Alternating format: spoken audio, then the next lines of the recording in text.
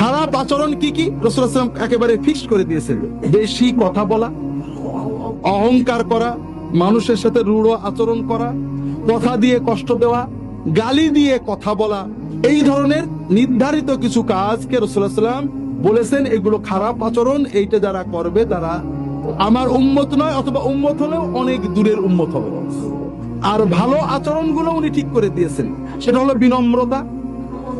যার সাথে কথা বললে ভালো লাগে, মিশুক, যারা বিনয়ী বিনম্র, যারা মানুষকে সহজে আপন করে নেয়, মানুষ তাদের কাছে গেলে মনটা আপন আপন লাগে, সৌহার্দ্য অনুভব হয়, যারা শোনে, যারা মানুষের কথা মন দিয়ে শোনে, মানুষের কাজে রাগে সবর করে।